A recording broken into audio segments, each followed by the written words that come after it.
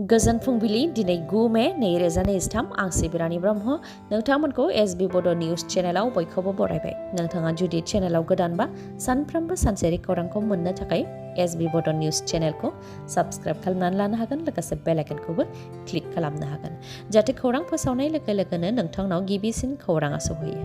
आसा खालामो नोंथाङा खौरांखौ मोजां मोनगोन आरो खौरांखौ जोबजासे खोनासंगोन होननानैबो आसा खालामनाय थाबाय। दानिया नोंथाङा खौरांखौ खोनासंलांदो। गोजोननि नोगोर क'क्राझाराव सिखावनि उदखार, नोंथाङाबो सांग्रां जानानै थानाया गाहाम। स्प्रे सारनानै खोरखिनि ग्लास सिफायनानै लुथिनानै लांदों सिखावा। बे गिथावना जाथाया क'क्राझारनि वार्ड नम्बर 4 मासरदा लेन सुभाष पल्लबीआव जादों। आरएनबी सिभिल हस्पिटालनि नार्स बानी देबनाथ बिथांनि न'आव हाबदों सिखावा। सीसीटीवीआव नुजाथिनाय बायदिब्ला सिखाव खावनो फैनाय सुबुंफोरा सानैमोन। सानैनि मादाव सासेया न'नि खोरखिनि ग्लासखौ सिफायनानै न' सिङाव हाबदों आरो गुबुन सासेया बायजोआवनो नेदों। सोरांसि 2 निफ्राय 4 रिंगासिम खावदों सिखावा। सिखाव खावनाय जाथाय जानायनि सायाव न'नि बिगोमाया फोरमायथिनाय बायदिब्ला सिखावा स्प्रे सारदों, जायनि थाखाय बे हराव गोबां गोदो गोदो उन्दुलांदों आरो जेबो थट मोनाखै। उनाव बिहामजोआ सिखाव खावनायनि सोदोब खोनानानै सिखारदों, अब्लासो गुबुनफ्राबो सिखारदों। नाथाय खुगानिफ्राय राव ओंखाराखै। उननि समावसो सिखाव सिखाव होनानै होज्रिख्रावनो हादों होननानै फोरमायथिदों। नाथाय सिखावा बे समसिमाव जरानाय खोमानि सनाजों लोगोसे न'आव थानाय 3 निफ्राय 4 रोजा रांखौ खावनानै लांदों आरो बेग आरो मुवा बेसादफोरखौ सेरखाय बेरखाय खालामलांदों होननानै फोरमायथिदों। लोगोसे फोरमायथिबावदों दि गोदोनायाव सनानि माला गाननानै उन्दुदोंमोन, नाथाय कम्बल जोमनायनि थाखाय मालाखौ सिखावा नुसनाखै। जायनाखि सिखावनाव गोबौ हाथियारबो दंमोन, जुदि सिखावा मालाखौ नुसनोमोनबा बुथारनानैबो लांगौमोन जानो हागौ होननानै फोरमायथिदों आरो गेदेर जाथाय जानायनिफ्राय रैखा मोननो हादों, बेनिखायनो रैखाथि मोनाखै होननानै फोरमायथिदों आरो उननि समाव जाहाथे बेबायदि थासारि जाया बेनि थाखायबो प्रशासनखौ खावलायहरदों जाथायजों मोगा-मोगि जानाय नखरनिफोरा। उदै गेदेर आरो जौ लोंग्रा पुलिसफोरखौ बिदाय होनो थाखाय रायजो सोरखारा थाग थियारि जादों। 680 उदै गेदेर आरो जौ लोंग्रा पुलिसफोरखौ बिदाय होनो थाखाय लिस्ट दिहुनदों। नोंथाङाबो जुदि पुलिसाव साख्रि मावोबा आरो नोंथांनिया उदै गेदेरबा, गोख्रै नोंथाङा नोंथांनि उदैखौ फिसा खालामनानै गावखौ राफोद खालामनानै लायोब्ला जानो हागौ नोंथाङा बिदाय मोननायनिफ्राय रेहाय मोननो हागोन। 680 उदै गेदेर आरो जौ लोंग्रा पुलिसनि लिस्ट दिहुननायनि सायाव आसाम पुलिसनि डिजिपि जिपि सिंह बिथाङा फोरमायथिदों दि 680 नि फारिलाइ दिहुननायाव जाहाथे गोरोन्थि जाया, अदेबानि गोरोन्थि गैयै सुबुंनि मुङा जाहाथे दैखांजाया, बेनि थाखाय बेनि सायाव नायबिजिरनो थाखाय मोनफ्रोमबो जिल्लानि मोनफ्रोमबो बेटेलियनाव कमिटि दानाय जादों आरो कमिटिफोरा जिल्लानि एसपि आरो बेटेलियननि कामान्डेन्टनो रिपर्टखौ होगोन आरो बिथांमोनहा रिपर्टखौ हेडक्वार्टाराव जमा होगोन। बेनि उनाव जोबथा फारिलाइ दिहुनगोन आरो बिथांमोननो भलन्टियारि रिटायारमेन्ट स्किम VRS नि अफार होनाय जागोन होननानै फोरमायथिदों जिपि सिंह बिथाङा।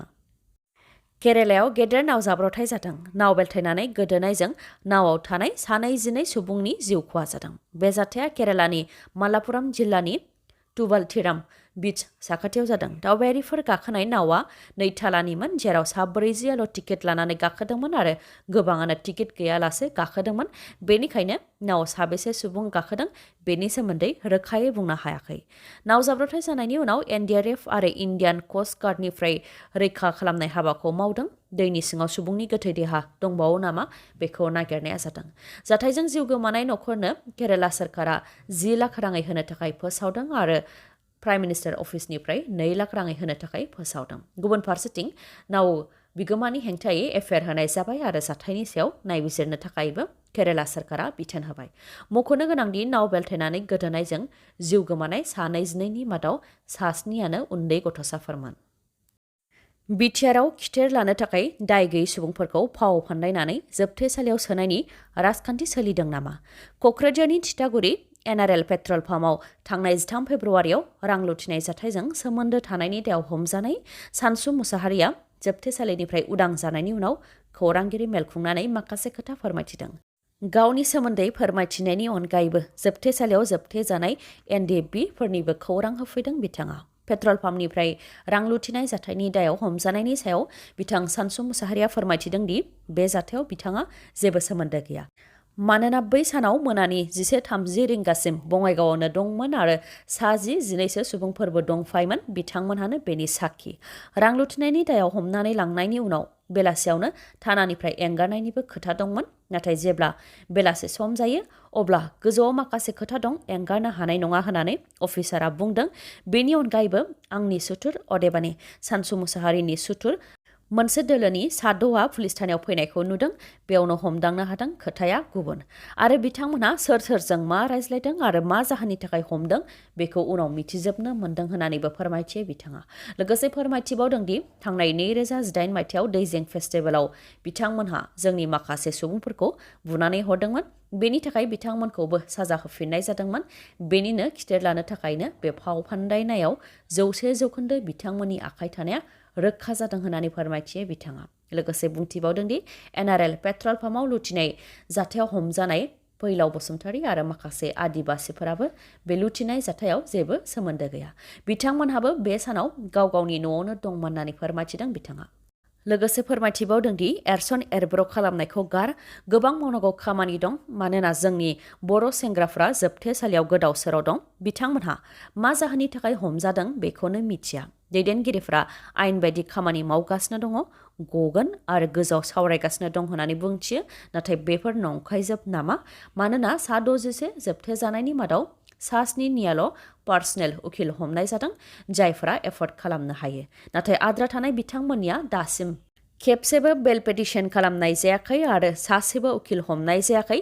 बिथांमोननि अनगायैबो सा 61नि मादाव गान्दा बसुमतारी आरो बुलेट बसुमतारी बिथांमोनखौ लवार कर्टआ बेल होबाय, अब्लाबो बिथांमोनहाबो उदां जायाखै। नाथाय जायफोर दैदेनगिरिफ्रा NDBफोरनि थाखाय खामानि मावनायनि बिबान दं, बिथांमोनहा सा 61 NDBफोरखौ लानानै राजखान्थि खालामदों नामा आरो मानि थाखाय बेल मोननानैबो उदां जानो हायाखै होननानै सोंथि खालामदों सानसु Mushahary.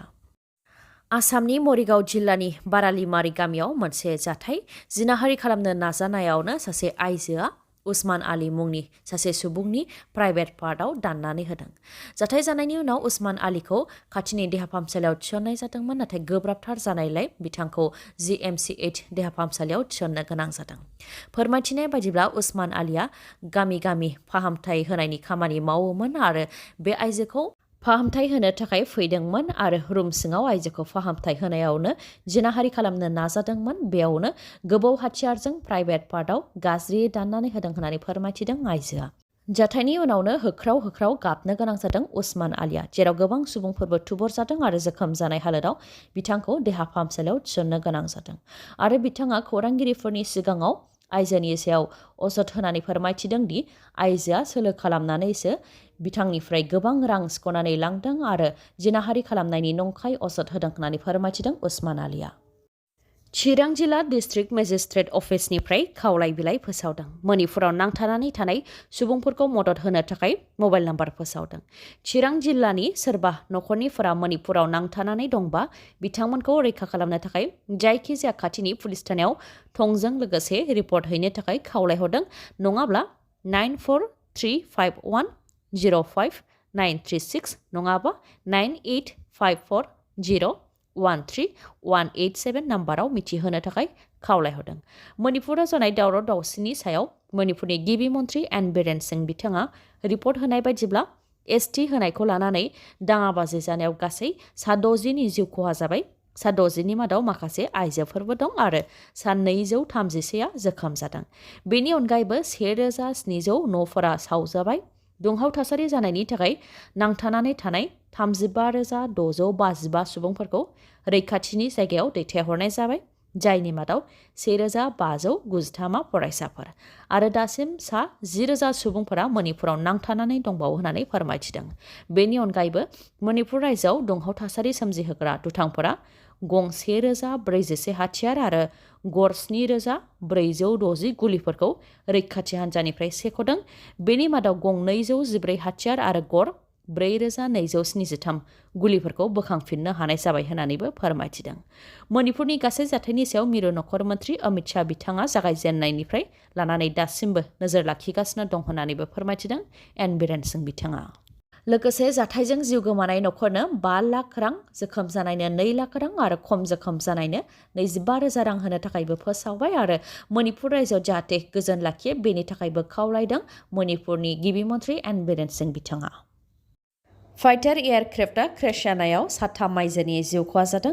Indian एयारफोर्स IAFनि MiG-21 fighter एयारक्राफ्टआ crash जादों, जायजों 7 आइजोनि जिउ खहा जादों आरो 3 जोखोम जादों। रिपर्टनि बायदिब्ला इन्डियान एयारफोर्सनि MiG-21 फाइटार एयारक्राफ्टआ सामलायनो हायैयाव राजस्थाननि हनुमानगढ़ जिल्लायाव थानाय गंसे न'आव सौख्रांहैदों, जायजों 3 सरासनस्रा आइजोफोरनि जिउ खहा जादों आरो 3 जोखोम जादों। जोखोम जानाय सुबुंफोरखौ सुरतगढ़ मिलिटारि हस्पिटालाव फाहामथायनि थाखाय लांनाय जादों। गुबुन फारसेथिं जाथाय जानायनि सिगांनो पाइलटआ प्लेननिफ्राय ओंखारखादों होननानै रिपर्टआव मोननाय जादों। खौरांखौ जोबजासे नायनायनि थाखाय गोजोन्थों। नोंथाङा जुदि खौरांखौ मोजां मोनदोंबा अन्नानै लाइक, कमेन्ट आरो शेयार खालामनो दाबाव। गोजोन्थों।